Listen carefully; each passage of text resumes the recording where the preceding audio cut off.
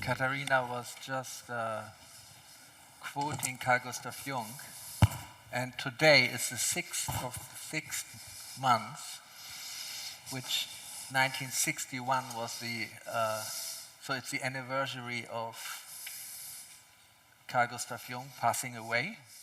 It's always on the 6th of June, and we are 4. And Jung was obsessed by the 4, the quaternity. It's an archetypal constellation, like the 4 Beatles. So who of us is Paul McCartney, and who's John Lennon, and who is Ringo Starr? So, but yeah, so I think we are an interesting 4 angles of perspectives on the on the truth. Among both, we have both physicists, so among both of us, I would consider myself to be the more conservative one, because you already left physics and went to alchemy. It's the real physics now. It's the real physics. So it's and you're more the experimentalist, and I'm more the theoretical. So we have already our roles. You can fulfill the principle of complementarity, right? Yes, I think so. And Lucian? Yes. Who are you? I'm from the academic world, but I'm not from physics. I'm from humanities. Yes. And in humanities, we use different methods for getting knowledge. And I think that's a good possibility to speak about it. What kind of method is for our purposes the best, or let me say not the best, but that what is good enough for getting this information what we need in our days. Yeah? And I decided, I'm a retired professor, and my special field was therapeutic communication. That means I trained doctors and psychotherapists in communication, how to interact with people, with patients. And I decided after retiring that I will go a new way, not furthermore in the direction of science and scientific methods, but in the direction of getting information through, like Sacinandana Swami, through meditation and through spirituality. And I opened my heart and my mind, and I'm very thankful I've got a lot. You were asking one of the questions which I was writing down here, and I thought, what will we talk about? And this is our approach to truth. And you mentioned your own situation right now, that you kind of changed your perspective. So from the academic approach, from the Geisteswissenschaften, humanities, to what does it mean? You know, what do you think is the best? But I think we cannot even generalize it, but it's very personal. How to approach truth. Yes, I think there is no truth. And when we are trying to get it, it's not the way we will be successful. And tomorrow I will speak in my presentation about a new principle. I call it the orthos principle, from Greek language orthos. You know it from orthodoxia. And that's not about truth, but the original meaning in Greek language is the right way to be connected. And I feel it in my process. You know, I'm living now in Romania. I'm a member of the Orthodox Church, and I feel very deeply that that is more important to be connected as to try to get something what is not possible to get. And the background for this way is, I see it in this time, the so-called pandemia, corona and so on. It was very difficult for me as a scientist to believe that people and a mass of people and in the academic world are so stupid, doing such stupid things and arguing with scientific methods, results, and so on. And then I feel there is no truth. Yeah? There is, and it's the same in meditation. You feel something, and when you are in this, it's like coherence, like resonance. When you feel it, you know that's the right way. And that's the right way for me. Maybe your right way is a little bit different, but it's okay, because all what we can do in this world, in this incarnation, is to find a way to see something, what is our place here in this life, what we have to do, and what we can do for other people. Autos, yes. This is autos. This is autos principle, not the truth, not, and in orthodoxia, the word dox is not dogma. Yeah? It's not a good translation. It's more or less to do something for something. Yeah? It's not dogma. Dogma, it's a Western explanation for something what was not understood in the Western world. It's not about truth. Yeah? This was a very interesting, provocative statement. Yes, there is no truth. provocative. Yes. Yes, that's a good point. So I like to give word to Sacinandana Swami. How would you think about this? There is no truth. Is this a sentence you would say, yes, this is how I feel, or how do you see it? I think it is correct, and we speak of the truth that we try to understand with methods. We speak of the truth we try to imagine. There are only opinions, really, on that level. When you discuss something, you must discuss what the meaning of truth is. Then you can discuss it. But I think there is certainly less understanding and more understanding. And it will be, of course, subjective what you understand. In my tradition, I'm from the monk tradition, as you know, there are 4 ways to find out. One is to listen to a person who is enlightened, but that will give you only a quarter of more understanding, not only 25%. The next is you discuss what you have just now heard with other students who are also on that path. If it's a spiritual path, or if it's a mathematical path, where you want to learn mathematics, it's like that. That will give you another 25% of understanding. Then comes another 25%, that's how the Sanskrit literature says, which comes by self-study. But now it's very interesting. You have now 25 hearing from a teacher, 25% of understanding, hearing from discussions with people who are on that path, who have also made experiments. You have self-study, where you try to go.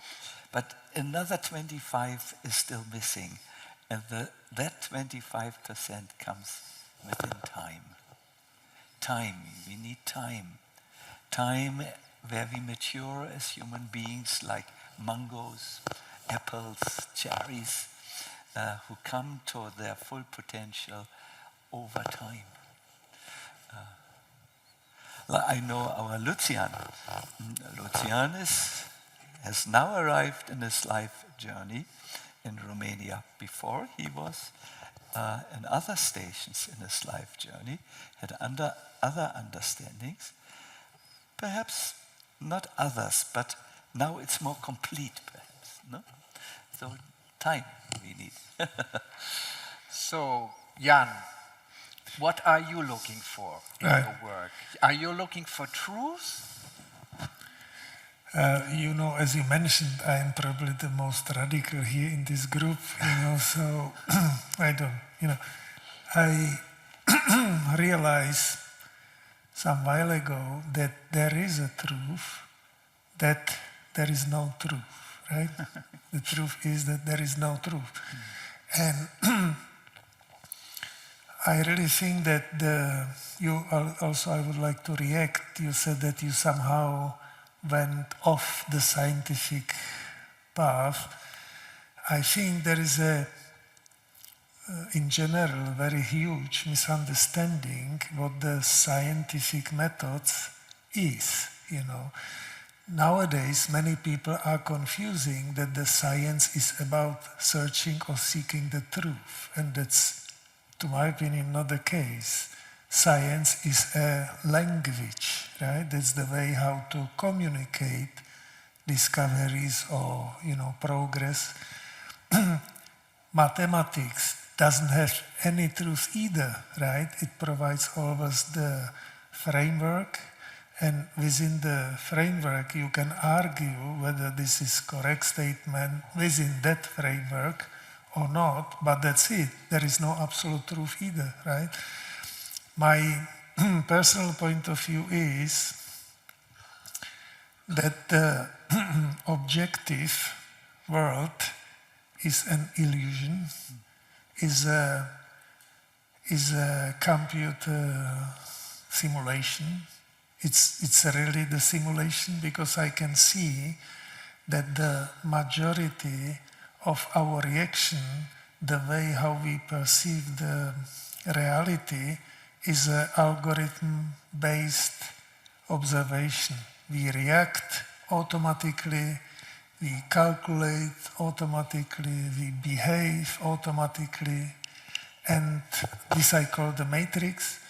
And the way, as I mentioned, these 9 levels of blindness for Giordano Bruno, the only way is to realize that you were blind, that I was blind before, you know, and now I'm kind of breaking through this blindness, realizing that, for example, the world I was living for my more than 60 years was an illusion. That's so beautiful, that's nice.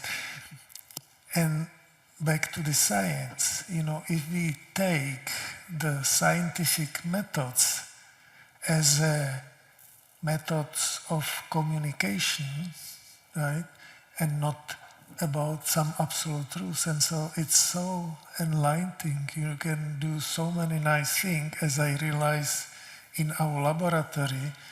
If you abandon any dogma, right, and you open your mind to whatever is possible, because I would also recommend you, there is a very nice book of the American author, lady, I have forgotten the name, but the book is called If the Life is a Game, These Are the Rules. Do you know this book?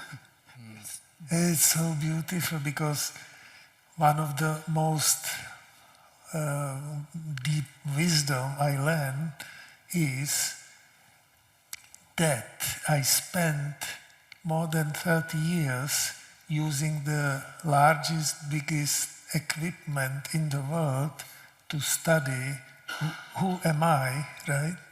I use this Large Hadron Collider and I don't know. And after all these years, I realized that the biggest and the only important detector I have is my body, and I need nothing else than this, you know. And and that the truth, the absolute truth, lies always within me, not outside, not in the black holes or in the atoms, you know. It's only here. So this seems very subjective. So then why do we do science? Because of fun, you know. Let's really explore these just for fun. Life is the game. Let me say, I'm not against sciences. Yeah? I'm a member of this community, and when I use an airplane, I'm happy that behind this airplane was some good scientific frameworks, good engineering, and not meditation or just something what I mentioned. And the same when I go to a medical doctor, to a surgery, it's okay. But we have to think about it for our purposes. Yeah? What we want to do with this. In the pandemic, in this time, some people had discourses about truth, and that was very problematic because they thought, I know what is going on, I know what we have to do, and all other has to follow me. And this is terrible. Yeah? That is not science, I think. Let me say, you know, I'm a member of the European Academy of Science and Arts. Yeah? And I'm happy that there's not just the word sciences, but arts.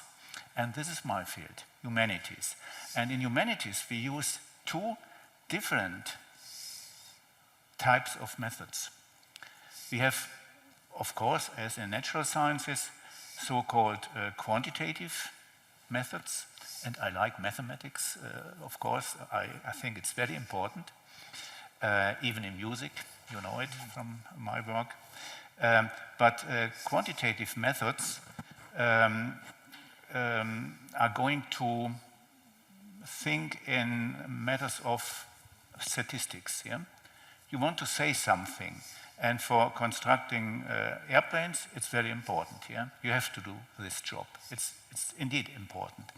But then you have again in humanities and even in social sciences so-called qualitative methods. And qualitative means you want to go deeper. I want to understand what Sacinandana Swami is doing, what is happening when we meditate. And therefore when I have the purpose to understand, let me say, people from different cultures, people from different belief systems, I have two possibilities. And one very famous people from neurology, Luria, a Russian scientist, yeah? You know, I studied in Moscow 50 years ago, and he wrote a book about romantic sciences. And this was for neurology very important because neurology was using just these methods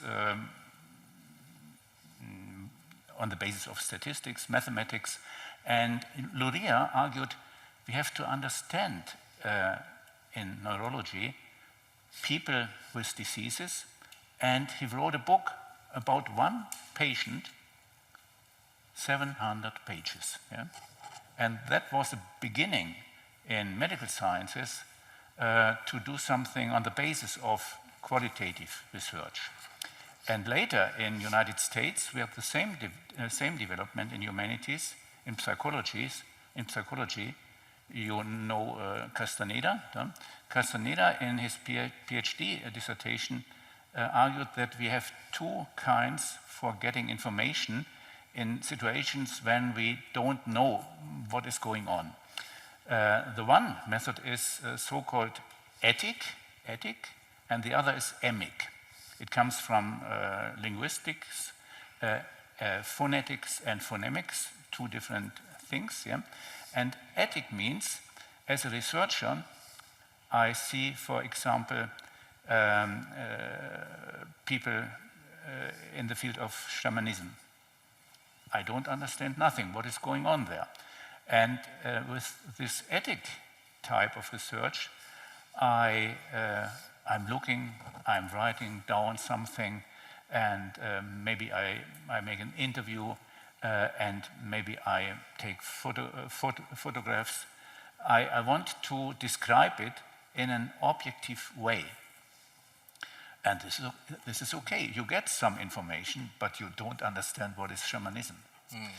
But the other way to get information is emic method.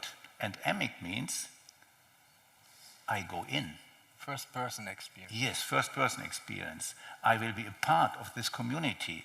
And as we all did today together, we meditated together with Sacinandana Swami. And there was an inner experience, not truth, but an inner experience.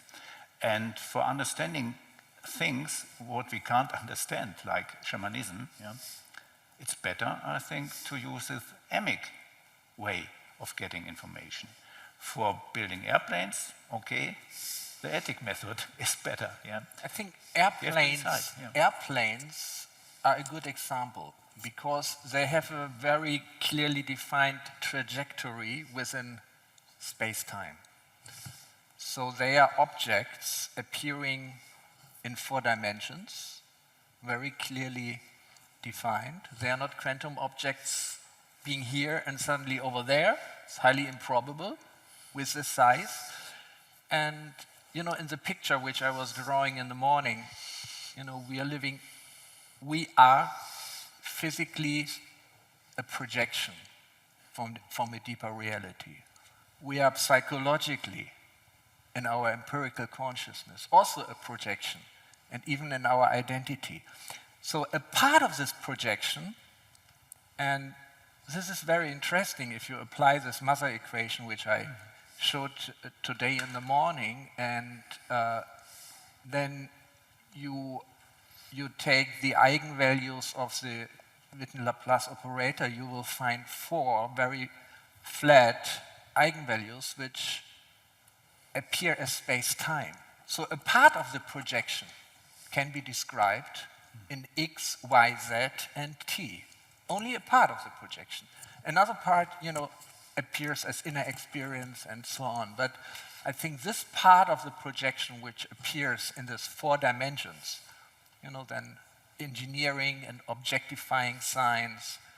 So we should be able to see if this X-ray is real X-ray or whatever it is. I think we can discover some objective truths about it. Yeah, I wanted to follow this discussion because I have my own experience that shamans allows you to fly without the airplane, so you don't need to worry about the, very easy. Then why did you always use a parachute?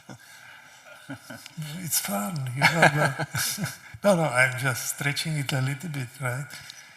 But, just to follow this discussion, I would like to add that my own experience with quantum physics and with my own life tells me that the only reality I have ever experienced or I get in touch with is based on information, and there is nothing else than the information. No objective universe, no nothing, just information. And the information, to my opinion, is all the discussion about the deeper levels of consciousness and so on always comes to the point that there is a source of being which is in a state without change, kind of the meditation and so on, is the state of consciousness where nothing is changing. Then the source of consciousness has the ability to experience the change of the state of the consciousness, which is the information. Something happened, something was not there before, and now it's there, right? So that's the change of state of consciousness, and that's exactly the in-form action, right? The form and action, space and time, appears in the source of nothing, right? To my opinion, there is a very good way to understand the mysticism, shamanism, quantum physics, and the theory of relativity.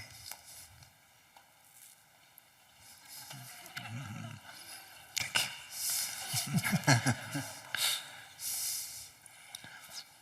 So you got us into shamanism. Yes, and I think it's okay that there are mystics in the world. We don't have to understand all, yeah?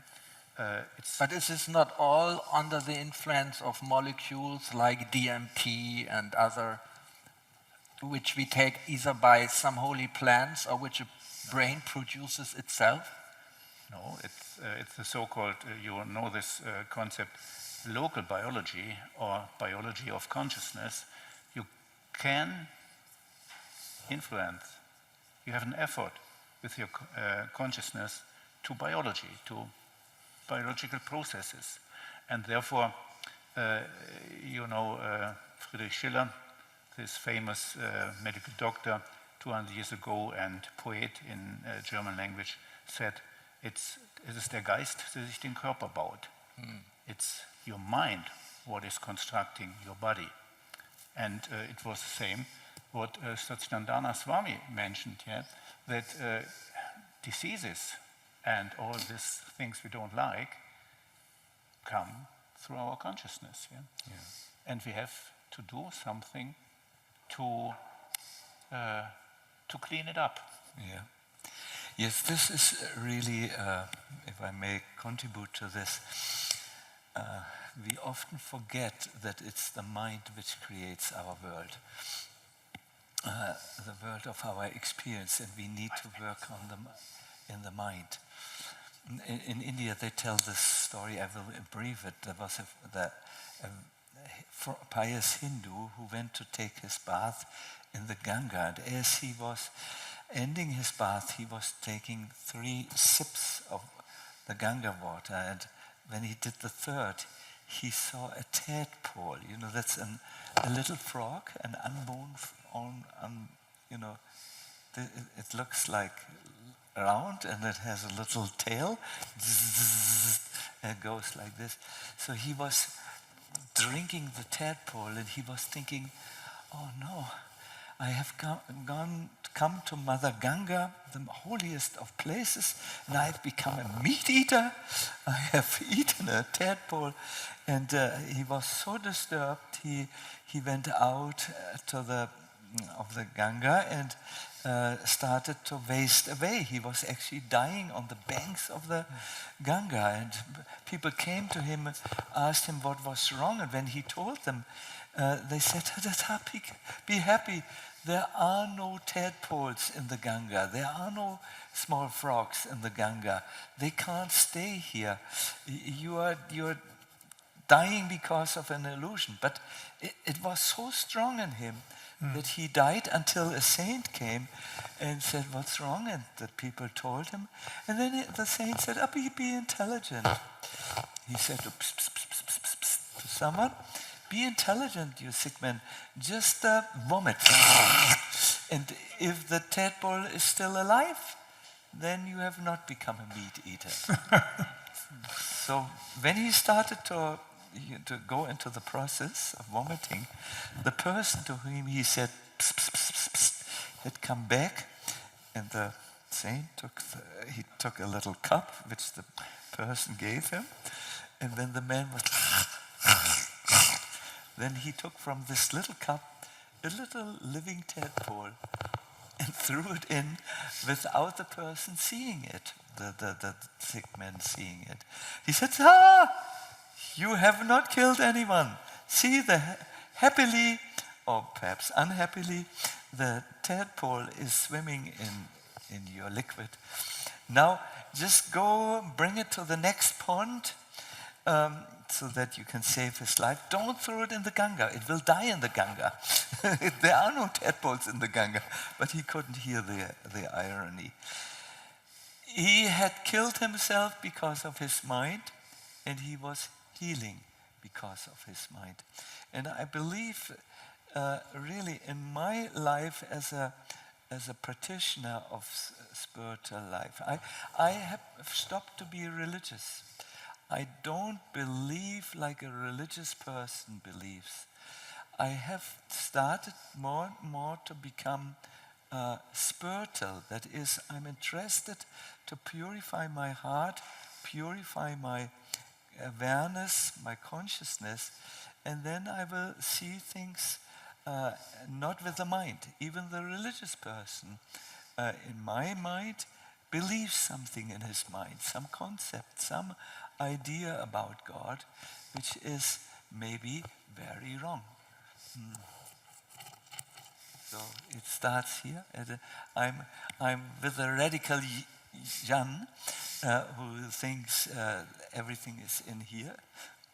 So, by the way, Hartmut, I'm worshipping every day. I'm perhaps more religious than many people, but I wanted to make the point of how important it is to purify the mind, because we see even religious people may not always be forgiving, may not always be tolerant. They may be stuck in their concepts and react from that level. Yes, as I said in the beginning, I'm probably the most conservative of us four. And when I thought, how will I start the discussion, I wanted to ask this question. Where was your mind and consciousness 1,000 seconds after the Big Bang? Maybe short statement, 3 sentences, everyone. Short statement is that it's ridiculous to think that there can be universe without consciousness. Thank you. No answer. I don't know, and it's not important for me. Okay, good answer. I don't know if there was a Big Bang, so I can't answer this question. Yeah, I also can't answer it. I wrote a paper called The First Second, which is only describing the first second, so I can't say what is after 1,000 seconds. So, no, thank you very much for this lively discussion, and I think it's good we are stopping in time. And we will have probably some dinner, but maybe Katharina will guide us through what is the next part of the program. Thank you. Yes, I will. And thanks all of you.